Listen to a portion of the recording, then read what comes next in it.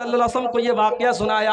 آپ نے فرمایا اقرا یا ابن حذیر، اقرا یا ابن حذیر، اے ابن حذیر، جب تو قرآن پڑھ رہا تھا تو تجھ کو اور پڑھنا چاہیے تھا، تجھ کو اور پڑھنا چاہیے تھا. میں نے کہا اللہ کے نبی، میں ڈر گیا، میرا معصوم بچہ وہیں پر بیٹھا تھا، میں ڈر گیا کہ گھوڑا بے چین ہو رہا ہے، گھوڑا بدک رہا ہے، کہیں گھوڑا میرے بچے کو روند نہ دے. اور میں نے آسمان میں دیکھا تو بدلی تھی، آسمان میں ایک سائبان تھا اور اس میں روشنیاں چمک رہی تھی. اللہ کے پیارے رسول صلی اللہ علیہ وسلم فرمایا کہ اے اسید ابن حذیر، وہ آسمان کی بدلیاں کیا تھیں، کیا تم جانتے ہو؟ کہا نہیں اے اللہ کے نبی، میں نہیں جانتا. آپ نے فرمایا وہ اللہ کے فرشتے تھے. جب تم قرآن پڑھ رہے تھے اللہ کے فرشتے تمہاری قرآن کی تلاوت کو سن رہے تھے، اور اگر تم پڑھتے رہتے تو فرشتے سنتے رہتے، اور صبح ہو جاتی تو فرشتوں کو عام لوگ بھی دیکھ لیتے. اگر تم پڑھتے رہتے تو فرشتے وہاں پر بیٹھ کر کے تمہاری تلاوت کی آواز سنتے رہتے. پتہ یہ چلا کہ جب ہم قرآن پڑھتے ہیں تو قرآن پڑھنے سے بھی فرشتے اترتے ہیں اور فرشتے ہماری قرآن کی تلاوت کو سنتے ہیں. اس لیے میرے بھائیوں، آج تو حالت کیا ہے، آج حالت کیا ہے ہماری؟ اپنے نوجوانوں سے پوچھنا چاہتا ہوں، موبائل کے بغیر کتنی دیر رہ سکتے ہو؟ موبائل سوئچ آف ہو جائے، بیٹری ختم ہو جائے تو نوجوان ایسا بے چین ہو جاتا ہے جیسے پرندے کا پر قطر دیا جائے. جب تک موبائل میں چارجنگ نہ ہو جائے، موبائل آن نہ ہو جائے، اور یہ پتہ نہ چل جائے میرے اسٹیٹس کو کتنے لوگوں نے دیکھا، میرے فیس بک کی پوسٹ کو کتنے لوگوں نے لائک کیا، کتنے لوگوں کے مس کال آئے، کتنے لوگوں کے میسج آئے، تب تک نوجوان کو چین نہیں ملتا. میرے نوجوان بھائیوں، کبھی سینے پر ہاتھ رکھ کر کے یہ بھی دیکھو اور غور کرو، آخری بار آپ نے قرآن کب اٹھایا تھا؟ آخری بار آپ نے قرآن کو کب ہاتھ لگایا تھا؟ شاید کتنے نوجوان ہوں گے، شاید، میں یقین کے ساتھ نہیں کہتا، شاید انہوں نے آخری بار رمضان میں قرآن کو چھوا تھا، اس کے بعد ضرورت نہیں پڑی ہے. طاقوں میں سجایا جاتا ہوں، ہاتھوں میں اٹھایا جاتا ہوں، پڑھ پڑھ کے سنایا جاتا ہوں، آنکھوں میں لگایا جاتا ہوں. قرآن شکایت کر رہا ہے، او لوگو، تم مجھے آنکھوں سے لگا کر کے چومتے ہو، ریشم کے کپڑے میں لپیٹ کے رکھ دیتے ہو، لیکن میری تلاوت نہیں کرتے، میرے اوپر غور نہیں کرتے، مجھے سمجھنے کی کوشش نہیں کرتے.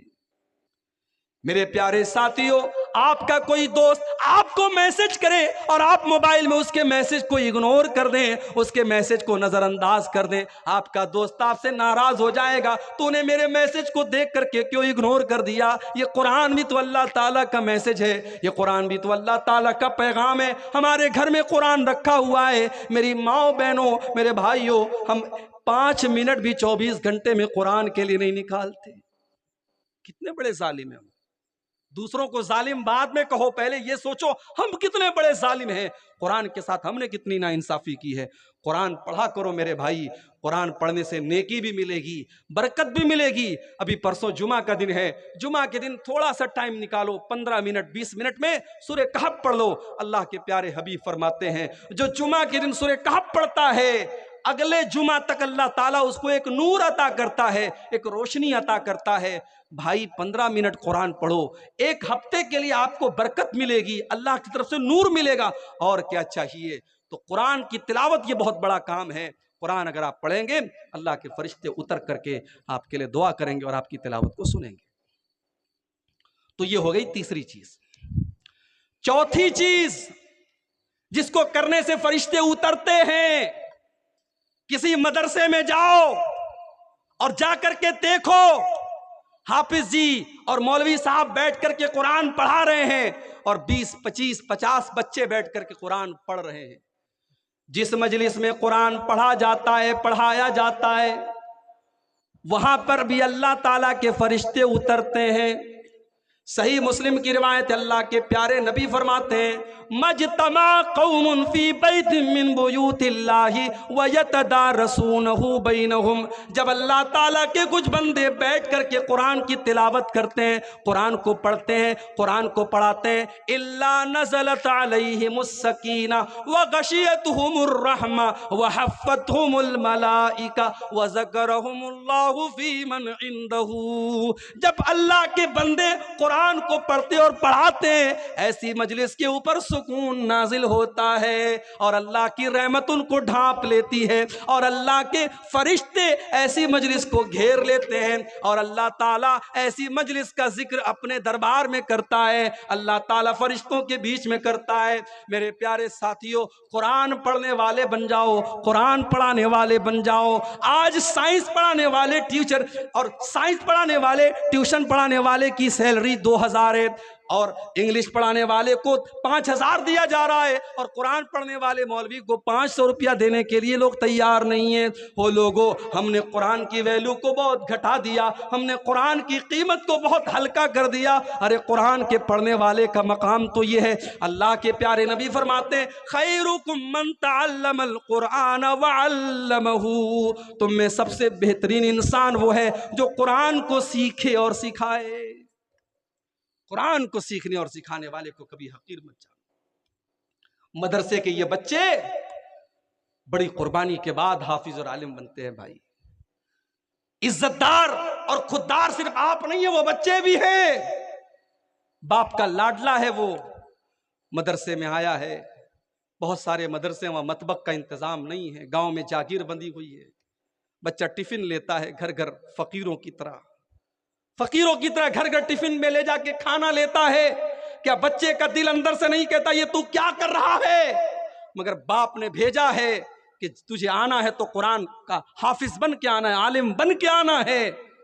اپنی غیرت اور خودداری کو قربان کر کے وہ بچہ میرے بھائیوں گھروں سے جا کے جاگیر لاتا ہے۔ اور کتنے مدرسوں میں جہاں مطبخ کا انتظام ہے وہاں بھی کھانا کیسا بنتا ہے؟ کبھی جاؤ، آپ لوگ تو شیرسا بادی لوگ ماشاءاللہ بڑا تیل مسالہ کھانے والے لوگ ہیں۔ جب ہم یہاں پہ کھانا آتا ہے تو لوگ کہتے ہیں مولوی صاحب جھول لیں گے، جھول اور جھول لے لیجئے، جھول پر جھول ڈالتے رہتے ہیں۔ وہ مدرسوں میں آپ کو جھول نہیں ملے گا میرے بھائی، پانی کی جیسی دال ملے گی، بغیر چھلا ہوا آلو ملے گا۔ اور ہمارے دور میں، اب حالات ہم نہیں بتا سکتے موجودہ وقت میں، ہمارے دور میں جب ہم پڑھتے تھے مدرسے میں، امتحان کے موقع پر، میں تو ہاسٹل میں نہیں رہتا تھا، آتا جاتا تھا، لیکن امتحان کے موقع پر جب میں ہاسٹل میں رہتا تھا تو دیکھتا تھا کہ ناشتے میں جو چنا ملتا تھا تو وہ چنا امتحان کے موقع پر وہ ہے مسالے دار ملتا تھا اور باقی سال میں وہ بالکل سادہ اور سمپل ملتا تھا۔ تو ہمارے بنگال کے اور جھارکھنڈ کے بچے کیا کرتے تھے، وہ الگ سے اس میں جو ہے بہت ساری چیزیں مکس کر کے چاول ڈال کے اس کو جو ہے پکاتے تھے، بناتے تھے۔ تو بڑی قربانیاں دیتے ہیں میرے بھائی، تب جا کے عالم بنتے ہیں۔ اس لیے قرآن کے ان حافظوں کی قدر کرو، ان عالموں کی قدر کرو، ان کو حقیر مت سمجھو میرے بھائی۔ آپ کی نظر میں یہ حقیر ہوں گے۔ کتنے مدرسے ہیں بیچارے، نظامیہ مدرسے والے مجھے لوگ بتاتے ہیں مولوی صاحب 5000 تنخواہ ہے۔ مہنگائی کے اس دور میں ایک لیبر، ایک مزدوری کرنے والے کی بھی ڈیلی کی اس کی مزدوری کم سے کم 400-500 روپیہ ہے میرے بھائی، 5000 روپیہ مہینے پر یہ مولوی کام کر رہا ہے۔ اور کتنے مدرسوں میں یہ مدرس اپنی تنخواہ جب تک خود چندہ کر کے نہ لائے تب تک بیچارے کو تنخواہ نہیں مل سکتی۔ مدرسے کا مینجمنٹ کہ جاؤ اپنی تنخواہ خود لے کر کے آؤ، وہ بیچارہ دوڑ دھوپ کر کے چندہ کر کے لاتا ہے، تب یہ مدرسے چلتے ہیں۔ بڑی قربانیوں سے یہ مدرسے چل رہے ہیں میرے بھائی۔ قرآن پڑھایا جا رہا ہے، قرآن پڑھا جا رہا ہے وہاں۔ ان مدرسوں کو حقیر مت جانو میرے بھائی۔ اللہ کے پیارے نبی فرماتے ہیں خیرکم من تعلم القرآن وعلمہ، تم میں سب سے بہترین انسان وہ ہے جو قرآن کو سیکھتا اور سکھاتا ہے۔ کتنی چیزیں ہوں گی؟ 4 چیزیں ہوں گی۔ نمبر 5، پانچواں ایسا عمل جس کے کرنے پر فرشتے اترتے ہیں۔ بہت سمپل کام بتا رہا ہوں۔ رات میں بستر پہ سونے جاؤ تو آیت الکرسی پڑھ لیا کرو۔ آیت الکرسی اگر آپ بستر پہ سونے کے ٹائم پڑھیں گے تو کیا ہوگا؟ آئیے وہ حدیث بھی آپ کو سنا دیتا ہوں۔ ابو ہریرہ رضی اللہ تعالیٰ عنہ فرماتے ہیں اللہ کے پیارے حبیب نے مجھے صدقہ فطر کے غلے کی رکھوالی کا ذمہ دار بنایا۔ اس کا مطلب یہ ہوا کہ صحابہ کے دور میں صدقہ فطر غلہ میں دیا جاتا تھا، اس لیے پیسے میں، جو علماء کہتے ہیں پیسے میں دیا جائے، پیسے میں دیے جانے کی گنجائش ہو سکتی ہے، مگر افضل اور بہتر یہ کہ غلے میں دیا جائے۔ تو غلہ 2-3 دن پہلے ہی آ جاتا تھا اور حضرت ابو ہریرہ اس غلے کی رکھوالی کرتے تھے۔ وہ کہتے ہیں کہ ایک دن میں نے رات میں دیکھا کہ ایک چور آیا اور اناج کی بوری میں سے، غلے کی بوری میں سے اناج نکالنے لگا. میں نے ہاتھ پکڑا، میں نے کہا کیا کر رہا ہے؟ اس نے کہا بھائی میں مجبور آدمی ہوں، میرے بچے بھوکے مر رہے تھے، میں بڑی مجبوری میں یہ اناج نکال رہا ہوں. حضرت ابو ہریرہ کو ترس آ گیا، کہا اچھا چلا جا، آئندہ یہ کام مت کرنا. چلا گیا وہ. دوسرا دن پھر آیا، حضرت ابو ہریرہ کہتے پھر وہی چور چوری کرنے کے لیے آیا اور غلے میں سے اناج نکالنے لگا بوری میں سے. میں نے پھر ہاتھ پکڑا اور میں نے کہا کہ آج میں تجھے نہیں چھوڑوں گا، میں تجھے اللہ کے رسول کے پاس لے کے جاؤں گا. اس نے کہا چھوڑ دیجئے، بہت مجبوری تھی، میں نے بہت مجبوری میں یہ قدم اٹھایا ہے، میں ایسا نہیں کرنا چاہتا تھا، میرے بچے بھوکے مر رہے ہیں اس لیے میں آیا ہوں. حضرت ابو ہریرہ کو ترس آ گیا، کہا اچھا ٹھیک ہے جاؤ. تیسرے دن پھر وہی چور آیا اور پھر حضرت ابو ہریرہ نے اس کا ہاتھ پکڑا اور کہا بیٹا آج تو تجھ کو نہیں چھوڑوں گا، آج میں ضرور اللہ کے رسول کے پاس تجھ کو لے کے جاؤں گا. اس چور نے کہا ابو ہریرہ اگر آپ مجھے چھوڑ دیں تو میں آپ کو ایک بہت قیمتی بات بتانے والا ہوں. کہا بتاؤ کیا بات ہے؟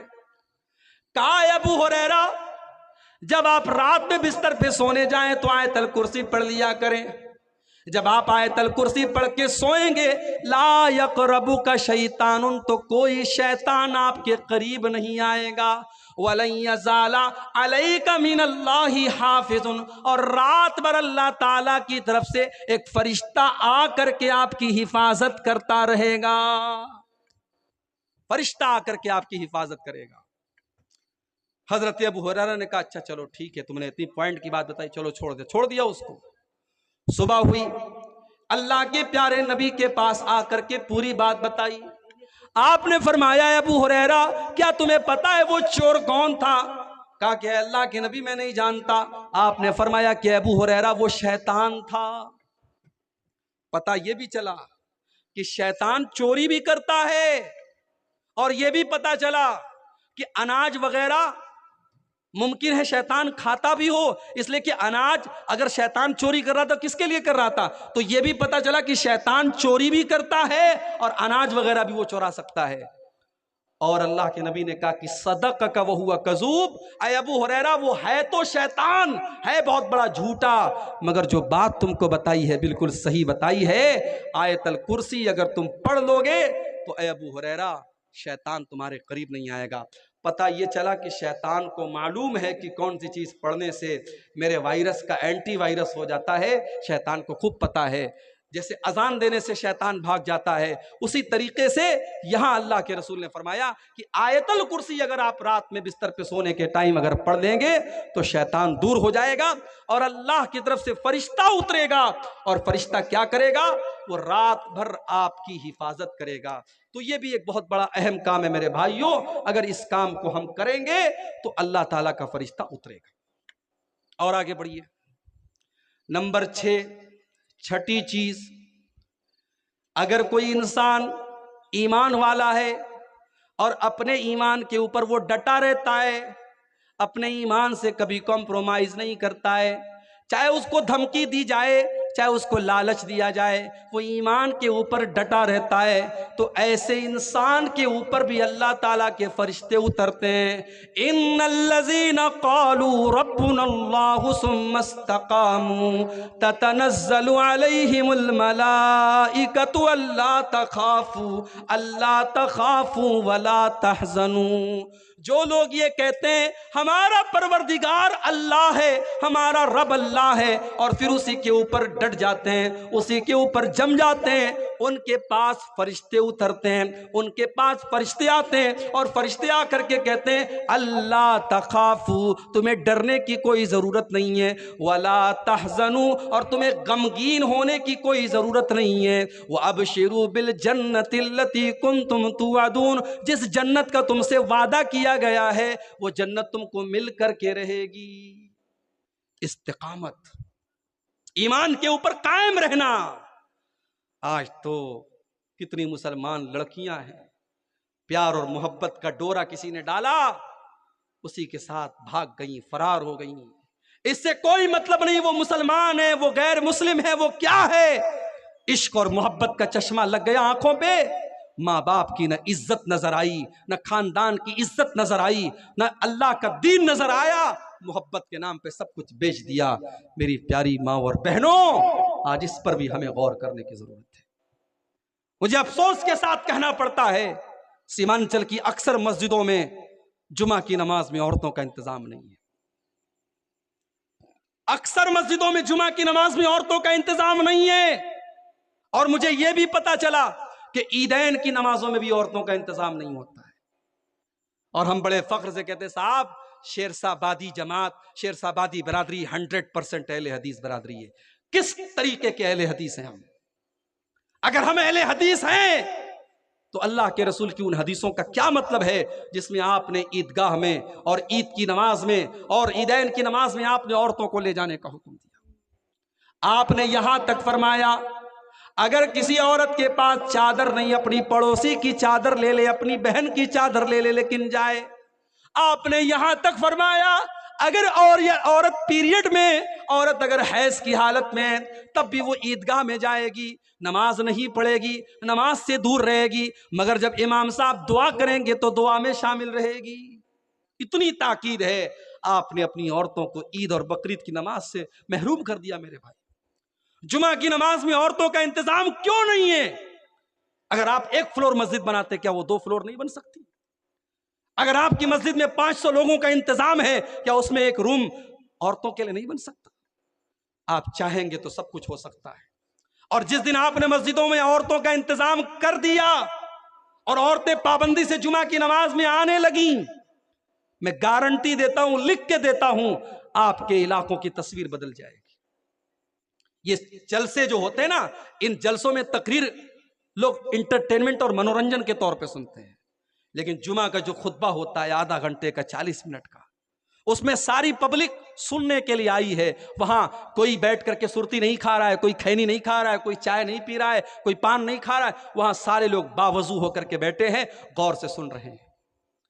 جمعہ کی نماز میں اگر آپ نے عورتوں کا انتظام رکھ دیا، سال میں 50 جمعہ کا خطبہ ہوتا ہے، 52 جمعہ کا خطبہ ہوتا ہے، آپ کے گھر کی عورتیں 52 تقریر سنیں گی، 52 تقریر سنیں گی، ان کے دین میں اضافہ ہوگا، ان کے علم میں اضافہ ہوگا۔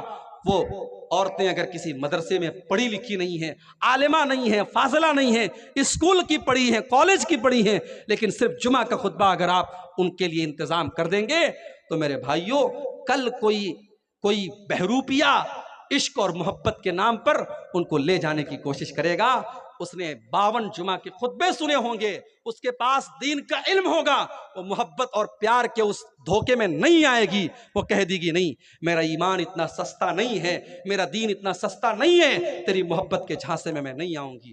آج اگر ہماری قوم کی بیٹیاں یہ قدم اٹھا رہی ہیں، مجھے کہنے دیجئے کہیں نہ کہیں اس کے ذمہ دار ہم اور آپ ہیں۔ ہم نے اپنی عورتوں کو دین کی تعلیم نہیں دی ہے میرے بھائی۔ تو یہ بہت بڑی چیز ہے کہ آپ اپنے گھر کی عورتوں کو دین کی تعلیم دیں، ان کو بتائیں کہ دین کیا ہے، ان کو بتائیں کہ ایمان کیا ہے، اور اس کے بعد وہ اپنے ایمان پر ڈٹنے والی بنے گی۔ ہم نے تاریخ میں سمیہ رضی اللہ عنہا کا واقعہ پڑھا ہے۔ سمیہ کون ہے؟ عمار کی ماں ہے، یاسر کی بیوی ہیں۔ ان کو ابو جہل نے باندھا ہوا ہے، تپتی ریت پر اور کھلے آسمان کے نیچے سورج دہک رہا ہے، اور حضرت سمیہ کو باندھا ہوا ہے، اور ابو جہل کہتا ہے سمیہ اگر تو نے محمد کا دین نہ چھوڑا، اگر تو نے اسلام نہ چھوڑا تو اے سمیہ تیرے شوہر کے سامنے، تیرے جوان بیٹے کے سامنے میں تجھے ننگا کر دوں گا۔ اللہ اکبر! ایک ماں کے لیے اس سے بڑھ کے تکلیف کی بات کیا ہوگی میرے بھائی؟ ایک ماں کو اگر اس کے جوان بیٹے کے سامنے ننگا کر دیا جائے، بے لباس کر دیا جائے، ایک ماں کے لیے اس سے بڑھ کے تکلیف کی بات کیا ہوگی؟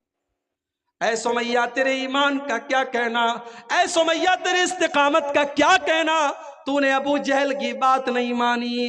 سمیہ کو ننگا کر دیا گیا، جوان بیٹے کے سامنے اس کی ماں کو ننگا کر دیا گیا، اور بڑی بے دردی سے سمیہ کو شہید کر دیا ابو جہل نے۔ او میری پیاری ماں بہنوں، سمیہ نے جان دے دی مگر ایمان نہیں دیا، سمیہ نے جان دے دی مگر توحید کا دامن نہیں چھوڑا۔ ایسے ہی لوگوں کے بارے میں اللہ کہہ رہا ہے ان الذین قالوا ربنا اللہ ثم استقاموا تتنزل علیہم الملائکہ۔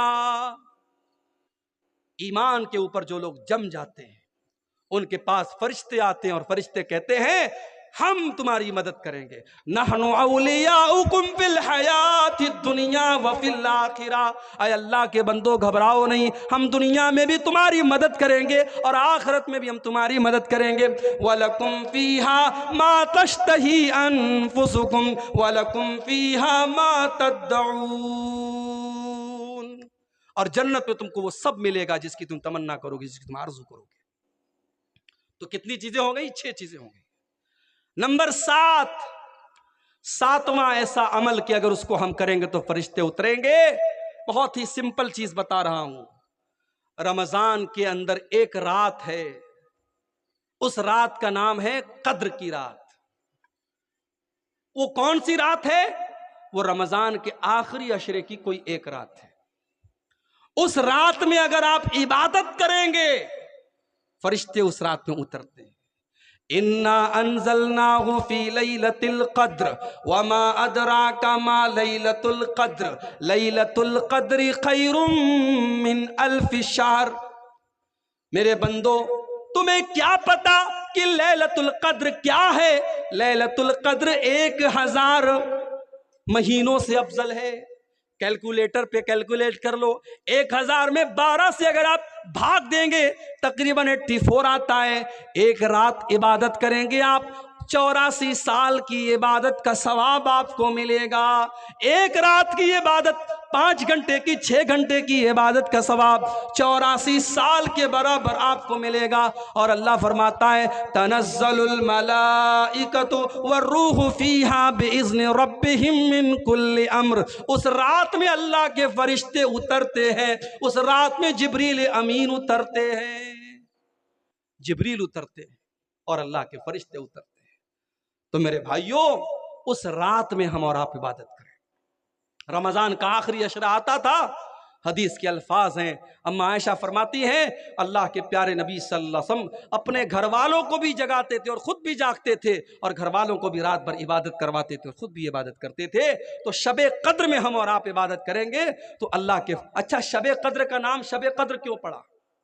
قدر کا مطلب ہوتا ہے کوئی چیز تنگ پڑ جائے، کوئی چیز بہت ٹائٹ ہو جائے، اس کو عربی میں قدر کہتے ہیں. علماء نے لکھا ہے کہ شب قدر کا نام شب قدر اسی لیے پڑا، اتنے فرشتے اترتے ہیں کہ آسمان تنگ پڑ جاتا ہے، آسمان چھوٹا پڑ جاتا ہے، ہر طرف فرشتے ہی فرشتے ہوتے ہیں، اس لیے اس رات کا نام لیلۃ القدر پڑ گیا. میرے بھائیوں شب قدر میں ہم اور آپ عبادت کریں، انشاءاللہ فرشتے اتریں گے اور فرشتوں کی دعا ہمیں اور آپ کو ملے گی. کتنی چیزیں ہو گئی؟ 7 ہوئی. نمبر 8، 8واں ایسا عمل کہ اگر اس کو ہم کریں گے تو فرشتے اتریں گے اور ہمیں دعا دیں گے. جمعہ کے دن مسجد میں پہلے آنا. یہ بھی ہمارے دیہات میں دیکھتا ہوں ماحول نہیں ہے. 12:30 بجے جمعہ کا خطبہ ہو رہا ہے. پاکڑ میں ایک بار میں جمعہ پڑھانے گیا، 12:30 بجے جمعہ کا خطبہ تھا، اور میں جب مسجد میں جانے لگا ایک آدمی کو دیکھا بنیان پہن کر کے لنگی رکھ کے جا رہا ہے. میں نے کہا کہاں جا رہا ہو؟ بولا نہانے جا رہا ہوں. جمعہ کا خطبہ اسٹارٹ ہونے والا ہے، ابھی وہ نہانے جا رہا ہے. اس کا مطلب کہ جمعہ کی آپ کی نظر میں کوئی ویلیو نہیں ہے، جمعہ کا کوئی اہمیت اس کی نہیں ہے، اس کا کوئی مہتو نہیں ہے. یاد رکھو میرے بھائی، اللہ کے نبی فرماتے ہیں، بخاری اور مسلم کی روایت ہے، اذا کان یوم الجمعۃ وقفت الملائکۃ علی باب المسجد. جب جمعہ کا دن آتا ہے اللہ کے فرشتے مسجد کے دروازے پر کھڑے ہو جاتے ہیں، اور جو جتنا پہلے آتا ہے اس کا اتنا زیادہ ثواب لکھتے ہیں. جو سب سے پہلے آتا ہے اس کو اللہ کی راہ میں اونٹ کی قربانی کا ثواب ملتا ہے. جو اس کے بعد آتا ہے اس کو گائے کی قربانی کا ثواب ملتا ہے. جو اس کے بعد آتا ہے اس کو دمبا کی قربانی کا ثواب ملتا ہے. جو اس کے بعد آتا ہے اسے اللہ کی راہ میں مرغا کی قربانی کا ثواب ملتا ہے. جو اس کے بعد آتا ہے اسے اللہ کی راہ میں انڈا دینے کا ثواب ملتا ہے. لیکن جب امام صاحب آتے ہیں اور خطبہ شروع ہو جاتا ہے، اللہ کے نبی فرماتے ہیں طووا صحفہم، فرشتے اپنے رجسٹر کو بند کر دیتے ہیں. جزاک اللہ.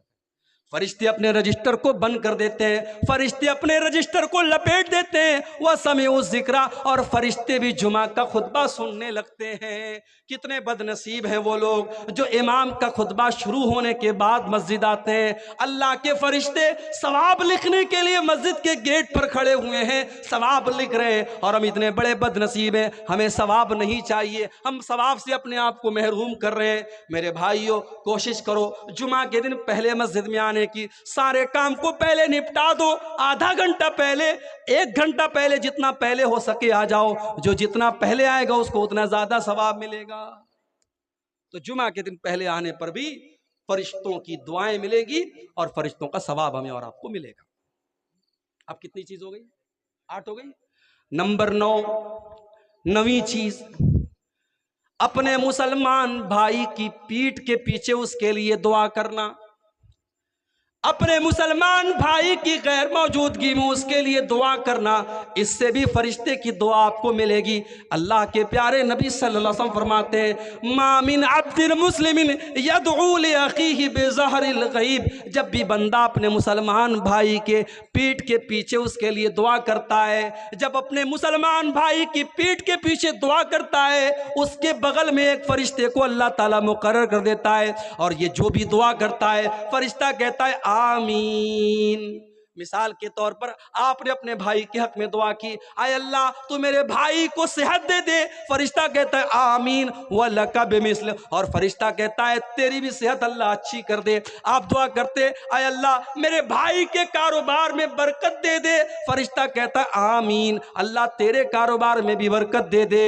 میرے پیارے ساتھیو، جس دعا پر فرشتہ آمین کہہ دے اور فرشتہ بھی اس دعا میں شامل ہو جائے، سوچو اس دعا کی اہمیت کتنی زیادہ ہے۔ اپنے مسلمان بھائی کی پیٹھ کے پیچھے اس کے لیے دعا کیا کرو، سامنے سے نہیں۔ یا تو سامنے سے ہو رہی ہے، سامنے سے لوگ دعا کرواتے ہیں، پیٹھ پیچھے، وہ سامنے نہیں ہے، موجود نہیں ہے، پیٹھ پیچھے اگر آپ دعا کریں گے تو اللہ کے پیارے نبی صلی اللہ علیہ وسلم نے فرمایا کہ اس دعا کی برکت یہ ہوگی کہ فرشتہ آپ کے لیے دعا کرے گا۔ تو کتنی چیزیں ہو گئی؟ 9 چیزیں۔ نمبر 10، اپنے مسلمان بھائی سے ملاقات کرنے کے لیے اگر کوئی جاتا ہے، اپنے مسلمان بھائی سے ملاقات کرنے کے لیے اگر کوئی جاتا ہے، کوئی مطلب نہیں ہے، کوئی مقصد نہیں ہے، صرف اللہ تعالیٰ کے لیے اس کو راضی کرنے کے لیے اگر کوئی اپنے مسلمان بھائی سے ملنے کے لیے جاتا ہے۔ آج کے دور میں کون جاتا ہے بھائی؟ آج کے دور میں تو کوئی 2 منٹ کسی سے بات بھی کرتا ہے تو اس کے پیچھے بھی کوئی مطلب ہوتا ہے۔ اللہ کے پیارے نبی صلی اللہ علیہ وسلم فرماتے ہیں ان رجلا زار اخا لہ، ایک مسلمان اپنے بھائی سے ملنے کے لیے جا رہا تھا، اللہ تعالیٰ نے راستے میں ایک فرشتے کو بھیج دیا۔ فرشتے نے روکا، کہا بھائی کہاں جا رہے ہو؟ کہا اپنے فلاں بھائی سے ملنے فلاں گاؤں میں جا رہا ہوں۔ فرشتے نے پوچھا کہ حل لک من نعمت تربھا، کیا اس کا کوئی احسان ہے جو تم اتارنے جا رہے ہو؟ کیا اس کا تمہارے اوپر کوئی احسان ہے جو تم اتارنے جا رہے ہو؟ کیا کوئی کام ہے؟ کیا کوئی مطلب ہے؟ کہا نہیں، کوئی مطلب نہیں ہے، کوئی کام نہیں ہے، میں تو صرف اللہ تعالیٰ کی رضا کے لیے اس کو راضی کرنے کے لیے جا رہا ہوں۔ میں اس لیے جا رہا ہوں کیونکہ میں اللہ تعالیٰ کے لیے محبت کرتا ہوں اپنے بھائی سے۔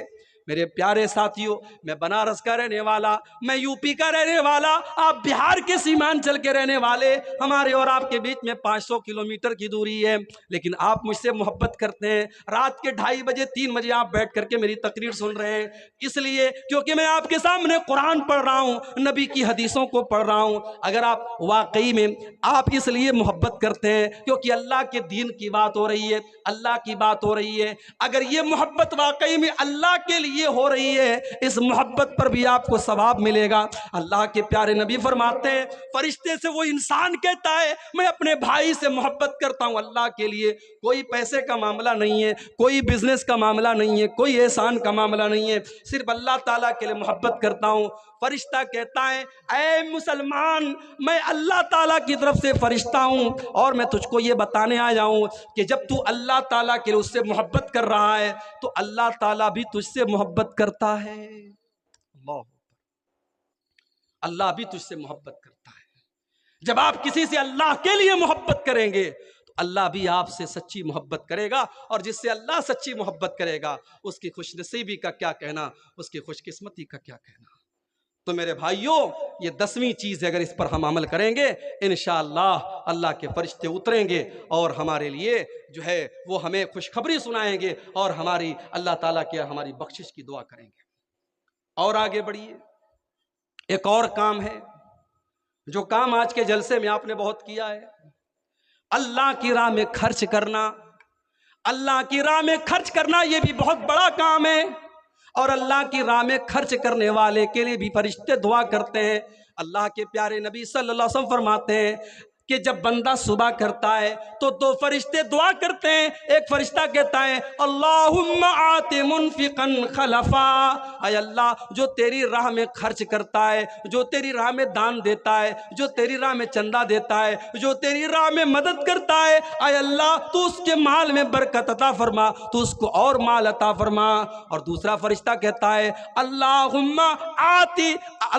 آت ممسکا تلفا، اے اللہ جو تیری راہ میں نہیں دیتا ہے، اے اللہ تو اس کے مال کو برباد کر دے، اے اللہ اس کے مال میں تو برکت مت دے۔ میرے پیارے ساتھیوں، اگر اللہ نے آپ کو دولت سے نوازا ہے، اگر مال سے نوازا ہے، اللہ کی راہ میں خرچ کیا کرو۔ یہاں قبرستان کا جلسہ ہوا ہے، قبرستان کے لیے چندے کے لیے جلسہ ہوا ہے، آپ ہی کے آخری ٹھکانے کے لیے چندہ ہو رہا ہے، یہاں پر بھی آپ خرچ کیجئے۔ جہاں پر بھی پیسہ دینے سے اللہ راضی ہوتا ہے وہاں پر آپ مال خرچ کیجئے۔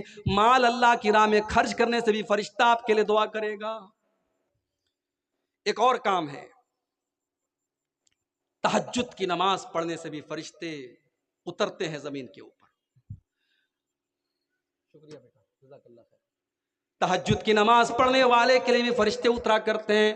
اللہ کے پیارے نبی فرماتے ہیں رات کے آخری حصے میں نماز پڑھا کرو، جب ساری دنیا بستر پہ سو رہی ہے، رات کا آخری ٹائم ہے، فجر کی نماز کا 1 گھنٹہ باقی ہے، رات کا آخری پہر ہے، وہ بڑا قبولیت کا ٹائم ہے، وہ بڑا ہی برکت والا ٹائم ہے۔ اللہ کے پیارے نبی فرماتے ہیں فَإِنَّ آخِرَ اللَّيْلِ مَشْهُودًا، وہ ٹائم ایسا ہے کہ فرشتے اترتے ہیں، وہ ٹائم ایسا ہے فرشتے اتر کر کے تم کو دعائیں دیتے ہیں، اس وقت اٹھ کر کے تم تہجد کی نماز پڑھا کرو۔ تہجد کون پڑھتا ہے بھائی؟ یہاں تو 5 ٹائم کی نماز کے لالے پڑے ہیں، کرکٹ میچ چل رہا ہے، نوجوان اسی میں پڑا ہوا ہے، نوجوان کرکٹ میچ میں لگا ہے، نماز پر نمازیں نکل رہی ہیں اور یہ بیچارہ بیٹھ کر کے میچ دیکھ رہا ہے۔ میرے نوجوان ساتھیوں، 5 ٹائم کی نماز تو پڑھنا ہی ہے۔ رات کے آخری حصے میں اٹھ کر کے جب دنیا والے بستر پہ سوئے پڑے ہوں، اس وقت اٹھ کر کے کوئی اللہ کی بارگاہ میں جب تہجد کی نماز پڑھتا ہے، یہ نماز اللہ کو بہت پیاری ہے، یہ نماز اللہ کو بہت پسند ہے۔ آپ جمعہ کے دن جب مسجد میں جاتے ہیں اور فجر کی نماز پڑھتے ہیں تو فجر کی نماز میں پہلی رکعت میں امام صاحب اللہ کے رسول کی سنت کے مطابق پہلی رکعت میں سورہ سجدہ پڑھتے ہیں۔ سورہ سجدہ کی یہ آیت بھی آپ سنتے ہوں گے، تَتَجَافَى جُنُوبُهُمْ عَنِ الْمَضَاجِعِ يَدْعُونَ رَبَّهُمْ خَوْفًا وَطَمَعًا وَمِمَّا رَزَقْنَاهُمْ يُنْفِقُونَ۔ اللہ کے وہ بندے جب رات میں لوگ اپنے بستروں پر سوئے رہتے ہیں، وہ بستروں سے الگ کھڑے ہو کر کے اللہ کی بارگاہ میں سجدہ کرتے رہتے ہیں، اللہ سے دعائیں کرتے رہتے ہیں، اللہ سے مانگتے رہتے ہیں۔ اللہ فرماتا ہے فَلَا تَعْلَمُ نَفْسٌ مَّا أُخْفِيَ لَهُم مِّن قُرَّةِ أَعْيُنٍ جَزَاءً بِمَا كَانُوا يَعْمَلُونَ۔ میرے وہ تہجد پڑھنے والے، میرے وہ قیام اللیل کرنے والے بندے جو دنیا سے چھپ کر کے میری عبادت کر رہے ہیں، میں نے جنت میں ان کے لیے کیا کیا چھپا کے رکھا ہے کسی کو نہیں پتا۔ جنت کیسی ہے کوئی نہیں جانتا۔ اللہ نے اپنے تہجد پڑھنے والے بندوں کے لیے جنت میں بہت ساری نعمتوں کو چھپا کر کے رکھا ہے۔ میرے پیارے ساتھیوں، تہجد پڑھا کرو۔ اللہ کے پیارے نبی فرماتے ہیں تہجد کے ٹائم بھی فرشتے اترتے ہیں۔ اور آگے بڑھیے، ایک اور کام کرنے سے بھی فرشتے اترتے ہیں، توبہ کرنا، اللہ تعالیٰ سے معافی مانگنا، اللہ تعالیٰ سے اپنے گناہوں پر رونا، توبہ کرنا۔ بڑا مشہور واقعہ ہے، بنی اسرائیل میں ایک آدمی تھا جو 99 لوگوں کا قاتل تھا۔ اس کے دل میں توبہ کا خیال آیا، وہ اپنے دور کے ایک بہت بڑے نیک آدمی کے پاس گیا، ایک بہت بڑے راہب کے پاس گیا جو بہت نیک تھا، بہت عبادت گزار تھا، مگر عالم نہیں تھا، عالم نہیں تھا، عابد تھا، عالم نہیں تھا۔ وہ 99 لوگوں کا قاتل اس کے پاس گیا اور کہا کہ بھائی میں نے 99 لوگوں کا مرڈر کیا ہے، میں توبہ کرنا چاہتا ہوں، میں اللہ سے معافی مانگنا چاہتا ہوں، حل لی من توبہ، کیا میں توبہ کر سکتا ہوں؟ اس نے کہا نہیں نہیں، اتنے بڑے ظالم، 99 لوگوں کا خون تم نے بہایا، نہیں نہیں، تمہاری توبہ قبول نہیں ہو سکتی۔ یہ فتویٰ صحیح تھا کہ غلط تھا؟ بولو بھائی، غلط چھیلو کہ صحیح چھیلو؟ غلط چھیلو، اس لیے کیونکہ وہ عالم نہیں تھا، فتویٰ دے رہا تھا لیکن عالم نہیں تھا۔ آج بھی بڑے بڑے مفتی آپ کو انٹرنیٹ پر مل جائیں گے، ask me brother, ask me brother, پوچھو مجھ سے، پوچھو، ابے تیرے پاس ہے کیا کہ تجھ سے پوچھیں ہم؟ پینٹ کوٹ پہن لیا، اسٹیج پر آ گئے، ٹوپی لگا لی تو تم مفتی بن گئے؟ مفتی ایک بڑی ذمہ داری کا کام ہے میرے بھائی۔ بڑے بڑے علماء ہمارے جھارکھنڈ کے بہت بڑے عالم تھے، اللہ غریق رحمت کرے، اللہ مغفرت کرے، انتقال ہو گیا، علامہ عبدالعزیز حقانی رحمۃ اللہ علیہ، بہت بڑے عالم تھے، مفتی تھے وہ، واقعی میں مفتی تھے، پوری زندگی انہوں نے پڑھنے پڑھانے میں گزاری۔ یہاں تو 4 کتابیں آدمی پڑھتا ہے اور مائک ہاتھ میں لے لیتا ہے اور کہتا ہے پوچھو بھائی میں جواب دوں گا۔ مفتی بننا بچوں کا کھیل نہیں ہے میرے بھائی، فتویٰ دینا بچوں کا کھیل نہیں ہے۔ اس لیے میں کہتا ہوں عالم کا کام جاہل کو مت دو میرے بھائی، جو کام عالم کا ہے وہ عالم سے کرواؤ۔ اس 99 لوگوں کے قاتل نے غلط آدمی سے فتویٰ پوچھا، وہ عالم نہیں تھا، راہب تھا، بہت بڑا عبادت گزار تھا مگر عالم نہیں تھا۔ کہا تیری توبہ نہیں قبول ہوگی۔ اس نے کہا جب میری توبہ قبول نہیں ہوگی تو چلو 99 لوگوں کا قتل کیا، ایک اور قتل کر دیتا ہوں۔ اس نے سینچری پوری کر دی، 100 لوگوں کو قتل کر دیا، اس کو بھی مار ڈالا، پھر اس کا دماغ خراب ہو گیا، اس کو بھی مار ڈالا، پھر کچھ دنوں کے بعد پھر اس کے دل میں دل نرم پڑ گیا۔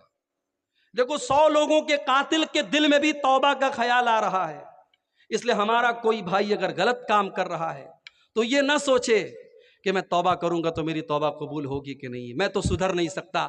ارے اللہ سے سچی توبہ کرو، جتنا بھی بڑا گنہگار ہے، جتنا بھی بڑا شرابی ہے، بدکار ہے، اللہ سے سچی توبہ کر لو، اللہ معاف کر دے گا۔ 100 لوگوں کا قتل کرنے کے بعد اس ڈاکو کے دل میں توبہ کا خیال آیا، اس نے پھر پتا کیا کہ سب سے بڑا عالم کون ہے، اس دور کے سب سے بڑے عالم کے پاس گیا، اس سے جا کر کے کہا قتلت 100 نفس، میں نے 100 لوگوں کا قتل کیا ہے، میں 100 لوگوں کا قاتل ہوں، میں توبہ کرنا چاہتا ہوں، فَهَلْ لِي مِن توبہ، کیا میری توبہ قبول ہوگی؟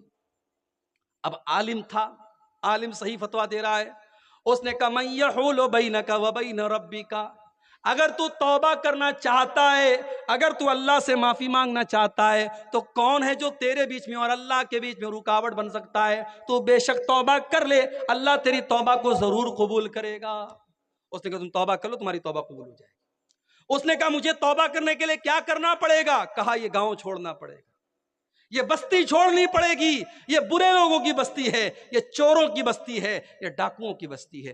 پتہ یہ چلا جہاں برائی بہت زیادہ ہونے لگتی ہے وہاں پہ انسان کا توبہ کرنا بھی خطرے سے خالی نہیں ہوتا ہے۔ جہاں بے نمازی زیادہ ہوں گے وہاں انسان کو احساس ہی نہیں ہوگا میں گناہ کر رہا ہوں۔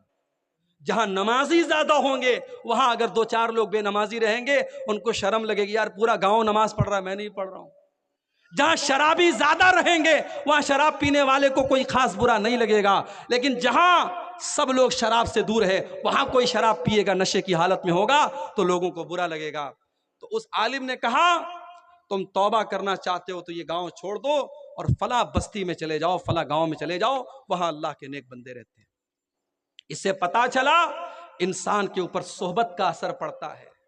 اسی لیے میرے نوجوان ساتھیوں اچھے لوگوں کے ساتھ رہا کرو، صحبت کا اثر پڑتا ہے۔ اللہ کے پیارے نبی نے ایک حدیث میں کہا کہ اچھی اور بری صحبت کی مثال ایسی ہے جیسے عطر بیچنے والا ہوتا ہے اور لوہار میں بٹی میں کام کرنے والا لوہار ہوتا ہے۔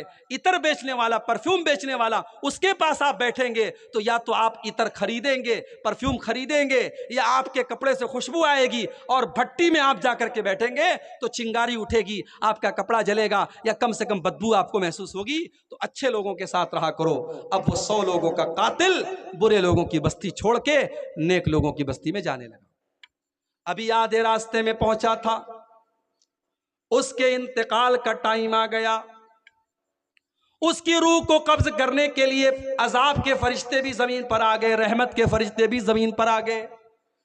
عذاب کے فرشتوں کا کہنا تھا یہ 100 لوگوں کا قاتل ہے، اس لیے اس کی روح کو قبض کرنے کا ادھیکار ہم کو ہے۔ رحمت کے فرشتوں نے کہا یہ توبہ کرنے کے ارادے سے جا رہا تھا، اس کی روح کو ہم لے کر کے جائیں گے۔ دونوں میں اختلاف ہونے لگا۔ اللہ نے ایک تیسرے فرشتے کو بھیجا۔ تیسرا فرشتہ انسان کی شکل میں آیا، ان دونوں کو جھگڑتے دیکھا، کہا کیا بات ہے بھائی؟ کہا میں عذاب کا فرشتہ ہوں، یہ رحمت کا فرشتہ ہے، اور یہ انسان جو مرا ہے یہ 100 لوگوں کا قاتل ہے، اور یہ مسئلہ ہمارے ساتھ ہے۔ تیسرے فرشتے نے کہا ایک کام کرو، تم لوگ تو فرشتے ہو، تمہارے لیے کوئی مشکل کام نہیں، تم راستے کو ناپ لو، راستے کا میزرمنٹ کر لو۔ اگر یہ برے لوگوں کی بستی سے زیادہ قریب ہے تو عذاب کا فرشتہ لے کے جائے گا، اور اگر نیک لوگوں کی بستی سے زیادہ قریب ہے تو رحمت کا فرشتہ لے کر کے جائے گا۔ اللہ کے رسول صلی اللہ علیہ وسلم فرماتے، بخاری کے الفاظ ہیں، فرشتوں نے راستے کو ناپا تو وہ انسان صرف ایک بالشت، یہ جو ہمارے پنجے کا ناپ ہے، اس کو آپ کیا بولتے ہیں؟ بتا، ہمارے میں بتا ہی بولتے ہیں۔ ایک بتا وہ قریب تھا، کہاں؟ نیک لوگوں کی بستی کی۔ ایک بتا، صرف ایک بتا قریب تھا، یعنی اگر ایک بتا پہلے وہ مرا ہوتا تو وہ عذاب کا فرشتہ لے کے جاتا۔ وہ ایک بتا قریب تھا نیک لوگوں کی بستی کے، رحمت کا فرشتہ اس کو لے کر کے گیا۔ اس حدیث سے یہ مسئلہ بھی پتا چلا کہ اگر انسان سچی توبہ کرے گا تو رحمت کا فرشتہ اس کو لے کر کے جائے گا۔ دعا کرو اللہ ہم سب کو زندگی میں سچی توبہ کرنے کی توفیق عطا فرمائے۔ میرے بھائیوں، موت کا کوئی ٹھکانہ نہیں ہے۔ پچھلے 2 مہینوں میں بنارس میں میرے اپنے جاننے والوں میں 10 لوگ کینسر کے مریض پائے گئے۔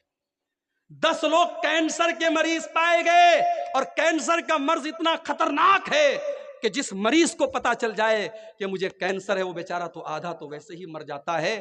علاج اور ٹریٹمنٹ تو بڑی بات کی بات ہے۔ 10 لوگوں کو میں نے دیکھا ہے، اور 10 میں سے 3 لوگوں کا انتقال ہو چکا ہے۔ کوئی گارنٹی نہیں ہے کب کس کو کیا ہو جائے۔ میرے بھائیوں، زندگی کے جتنے لمحے ہمیں ملے ہیں اللہ سے سچی توبہ کر لو۔ میرے بھائیوں، آخری چیز بیان کر رہا ہوں، 15ویں چیز جس پر فرشتے اللہ کے اترتے ہیں، اگر کوئی انسان علم طلب کرنے کے لیے نکلتا ہے، علم دین حاصل کرنے کے لیے نکلتا ہے، اس کے لیے بھی فرشتے اترتے ہیں۔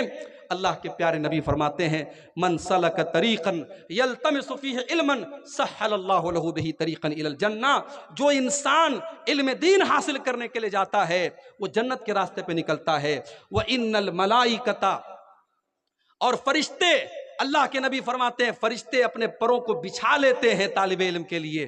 فرشتوں کو پسند آتا ہے کہ بیچارہ یہ علم دین سیکھنے جا رہا ہے۔ وَإِنَّ الْعَالِمَ لَيَسْتَغْفِرُ لَهُ مَنْ فِي السَّمَاوَاتِ وَالْأَرْضِ، اور عالم کے لیے آسمان اور زمین کی ساری مخلوقات اس کی مغفرت کی دعا کرتی ہیں، یہاں تک کہ پانی کے اندر جو مچھلیاں ہوتی ہیں وہ بھی عالم کے لیے دعا کرتی کہ اے اللہ یہ تیرے دین کا عالم ہے، یہ قرآن و سنت کا جانکار ہے، اللہ اس کو معاف کر دے۔ مچھلیاں بھی اس کے لیے دعا کرتی ہیں۔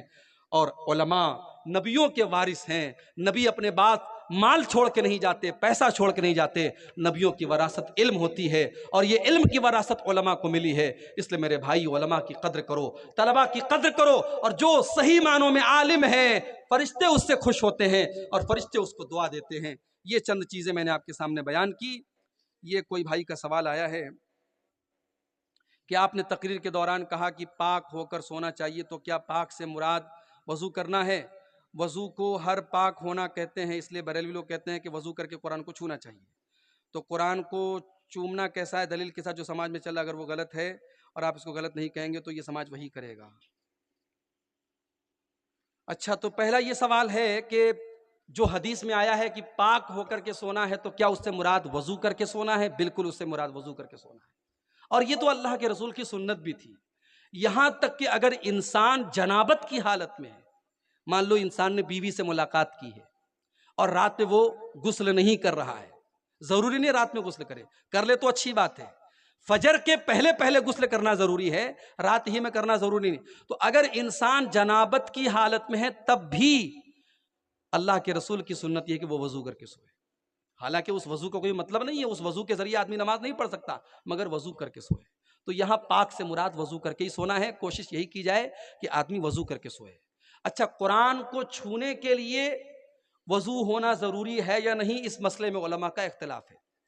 علماء کا ایک گروپ کہتا ہے کہ قرآن چھونے کے لیے باوضو ہونا ضروری ہے، اور علماء کا دوسرا گروپ کہتا ہے باوضو ہونا ضروری نہیں، پاک ہونا ضروری ہے۔ پاک کا مطلب انسان ناپاک نہ ہو، غسل اس کے اوپر واجب نہ ہو، اگر وضو نہیں ہے تب یہ چھو سکتا ہے۔ اب دونوں میں مضبوط بات کس کی ہے؟ تو مضبوط بات اسی کی ہے جو یہ کہتے ہیں کہ باوضو ہونا ضروری نہیں، افضل تو ہے اگر آپ وضو کر کے قرآن کو چھوئیں، بیسٹ ہے، بہتر ہے، لیکن اگر وضو نہیں ہے تب بھی آپ قرآن کو چھو سکتے ہیں۔ ہاں اگر جنابت کی حالت میں ہے تو نہیں چھونا چاہیے، یعنی اگر آپ کے اوپر غسل واجب ہے تب نہیں چھوئیں گے جب تک کہ آپ پاک نہ ہو جائیں، اور عورت اگر حیض کی حالت میں ہے تو وہ بھی ڈائریکٹ ہاتھ نہیں لگائے گی، وہ دستانے سے یا دوپٹے وغیرہ سے چھوئے گی، ڈائریکٹ نہیں چھوئے گی۔ قرآن کو چومنے کی جہاں تک بات ہے، میرے علم میں کوئی ایسی خاص دلیل موجود نہیں کہ قرآن کو چوما جائے، لیکن بہرحال ایک احترام کے طور پہ اگر قرآن کو چوما جاتا ہے تو چوما جا سکتا ہے، اس میں کوئی حرج کی بات نہیں ہے۔ قرآن بہرحال اللہ تعالیٰ کا کلام ہے اور ایک قابل احترام چیز ہے، تو جیسے صحابہ کرام اللہ کے نبی کا ہاتھ وغیرہ چومتے تھے، چونکہ اللہ کے نبی کا احترام کرتے تھے، تو قرآن کو بطور احترام ہم چوم سکتے ہیں، لیکن اس کو کوئی یعنی بالکل ضروری سمجھنا یہ مناسب نہیں ہے۔ ہاں ایک سوال کمیٹی کی طرف سے ہے جی قبرستان ہم لوگ بنا لیے جی 2 سال پہلے، جی اس سے پہلے کسی کو اپنے دروازے میں کسی کو کہیں دیا ہوا ہے، ہاں اگر اس کو منتقل کرنا چاہیں تو کر سکتے ہیں کہ بالکل کیا جا سکتا ہے۔ بہت سارے واقعات سیرت میں ملتے ہیں کہ قبر کے اندر کسی کو دفن کیا گیا تھا تو اس قبر کو دوسری جگہ منتقل کیا گیا۔ اس کی صورت یہی ہے کہ اب مان لیجئے کہ جہاں پہ قبر ہے وہاں پہ کھدائی کر کے اس قبر کے جو بھی باقیات ہیں، جو بھی ہڈیاں وغیرہ ہیں، ان کو پورے احترام کے ساتھ کسی کپڑے وغیرہ میں رکھ کر کے، اگر پاسبل ہو تو کفن کا کپڑا لے لیجئے اور اسی کفن کے کپڑے میں رکھ کر کے اس کو احترام کے ساتھ دوسری جگہ جہاں قبرستان ہے وہاں پہ دفن کر دیجئے، بس یہی صورت ہے، اس میں اور کچھ نہیں کرنا ہے۔ ٹھیک ہے، بالکل آ سکتے ہیں، لیکن جو جگہ قبرستان کے نام پر وقف ہو وہاں ایسا نہیں کر سکتے۔ اب جیسے کسی نے اپنے مکان میں کسی کو دفن کر دیا، اب وہاں پہ بٹوارا ہوا، اب وہ جگہ کسی ایک بھائی کے حصے میں آئی، اب اس کو تکلیف ہو رہی ہے، قبر کے اوپر وہ مکان بنا نہیں سکتا، مناسب بھی نہیں ہے، تو وہاں وہ ٹرانسفر کر سکتا ہے۔ لیکن اگر کسی خاندان والے نے اپنی ایک پرسنل قبرستان بنا لی کہ ہمارے ہاں جو بھی مرے گا یہیں دفن ہوگا، تو اب وہ جگہ قبرستان ہو گئی، اب اس کو نہیں انسان منتقل کرے گا۔ ٹھیک ہے، شکریہ شیخ۔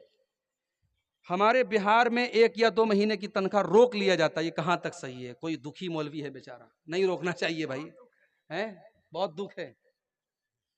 تنخواہ روکنا یہ ظاہر ہے کہ ظلم ہے۔ اللہ کے رسول کی حدیث ہے آت الاجیر اجرہ قبل ان یجف عرقہ، مزدور کی مزدوری پسینہ سوکھنے کے پہلے دے دو۔ تو بھائی 1 مہینے میں تو پسینہ سوکھ ہی جاتا ہے، اس نے 1 مہینہ پڑھا لیا ہے، کام کر لیا ہے، اس کی تنخواہ دے دینی چاہیے۔ ہاں کبھی کوئی مجبوری آ گئی اور بجٹ نہیں ہے، بہت دقت ہے، الگ بات ہے، کہیں کہیں پیسہ ہوتا ہے اور لوگ نہیں دیتے ہیں، وہ بالکل غلط ہے، ظلم ہے، ایسا نہیں کرنا چاہیے۔ اور کیا سوال ہے؟ ہمارے یہاں عید کی نماز مسجد میں ہوتی ہے اور ایک عورت خطبہ اور نماز پڑھاتی ہے، کہاں تک صحیح؟ ایک دم غلط ہے، بالکل غلط ہے۔ کوئی دلیل نہیں ملتی کہ عورت عید کی نماز پڑھائے یا عورتوں کی جماعت الگ ہو۔ اللہ کے رسول کے دور میں، صحابہ کے دور میں عورتوں کی جو جماعت ہوتی تھی اس کو اللہ کے رسول صلی اللہ علیہ وسلم ہی پڑھاتے تھے، اور آج کے دور میں لاؤڈ اسپیکر کا انتظام ہے، مائک کا انتظام ہے، کوئی مسئلہ نہیں ہے۔ آپ یہ میں کئی جگہوں پر میں نے دیکھا کہ عورتوں کی جماعت الگ ہو رہی ہے اور عورت پڑھا رہی ہے، یہ بالکل مناسب نہیں ہے، اس پر آپ رکاوٹ ڈالیے، یہ بالکل صحیح نہیں ہے۔ اس پر کوئی بھی عالم سے آپ فتویٰ لے لیں، بڑے ادارے سے فتویٰ لے لیں، آپ کو فتویٰ مل جائے گا۔ کیا ہمارے صحابہ کرام برکت کی دعا کرتے تھے؟ بالکل برکت کی دعا کرتے تھے، اور حضرت انس رضی اللہ تعالیٰ عنہ جب پیدا ہوئے تو ان کے حضرت انس کو ان کی ماں اللہ کے رسول کے پاس لے کے آئیں تو اللہ کے رسول نے دعا کی تھی کہ اے اللہ ان کے مال میں اور ان کی اولاد میں برکت دے، تو حضرت انس کے مال میں اور ان کی عمر میں اور ان کی اولاد میں بڑی برکت دی تھی اللہ نے، تو برکت کی دعا بہرحال صحابہ کرام کرتے تھے، اس میں کوئی حرج کی بات نہیں ہے۔ کسی گاؤں میں جمعہ کے دن 2 اذان ہوتی ہے، کیا یہ صحیح ہے؟ اس مسئلے میں بھی علماء کا اختلاف ہے، لیکن دلیل کے اعتبار سے زیادہ صحیح بات یہی ہے کہ ایک اذان دی جائے۔ حضرت ابو بکر صدیق کے دور میں، اللہ کے پیارے نبی کے دور میں، حضرت عمر فاروق کے دور میں ایک ہی اذان ہوتی تھی۔ حضرت عثمان غنی کے دور میں جب مدینے کی آبادی بڑھ گئی تو 2 اذان ہوتی تھی، ایک اذان مارکیٹ میں ہوتی تھی ایک اونچے سے مقام پہ جس کا نام حدیثوں میں زورہ آیا ہے۔ آج کے دور میں وہ کوئی ضرورت بھی نہیں ہے، لاؤڈ اسپیکر کا انتظام ہے، ایک ہی اذان ہونی چاہیے جو نبی کے دور میں ہوتی تھی، وہی زیادہ صحیح ہے۔ قبرستان یا مسجد یا جلسے میں کسی کافر سے چندہ لینا کیسا ہے؟ لیا جا سکتا ہے، مگر اگر کوئی غیر مسلم ایسا ہے جس کے بارے میں آپ کو یہ معلوم ہے کہ اس کی ساری کمائی حرام کی ہے، اگر مکس ہے تب تو لیا جا سکتا ہے. اگر ساری کمائی حرام کی ہے، کسی ناجائز چیز کا کاروبار کر رہا ہے، اس کا چندہ نہیں لے سکتے. باقی اگر حلال کاروبار ہے یا حلال و حرام مکس ہے تو لیا جا سکتا ہے. اس پر علماء کے فتوے موجود ہے. آپ دیکھیے کہ خانہ کعبہ کی جو تعمیر ہوئی تھی مکہ کے کافروں نے اپنے پیسے سے کی تھی، حالانکہ وہ ان لوگوں نے حلال پیسے سے ہی کی تھی لیکن اپنے پیسے سے کی تھی. تو اللہ کے رسول صلی اللہ علیہ وسلم جب آپ نے مکے کو فتح کر لیا تو اگر ان کے چندے سے بنا ہوا خانہ کعبہ یا مسجد حرام غلط ہوتی تو آپ ڈھا کر کے نئی مسجد بناتے، مگر آپ نے ایسا نہیں کیا.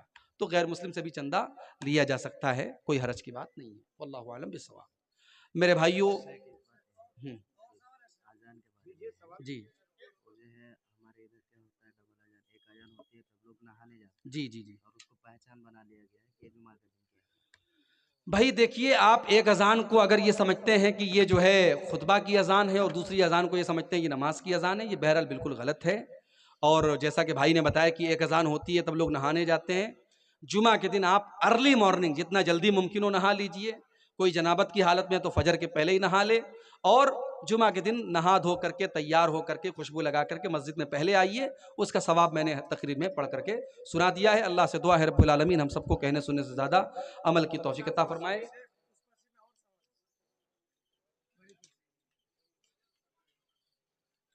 اور سوال کہاں ہے بھائی؟ سب تو پڑھ دیا میں نے.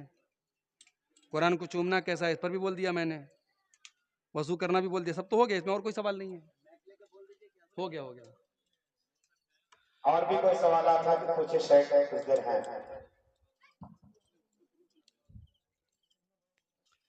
چلیے، اللہ تعالیٰ کہنے سننے سے زیادہ عمل کرنے کی توفیق عطا فرمائے. آمین. وآخر دعوانا الحمدللہ رب العالمین.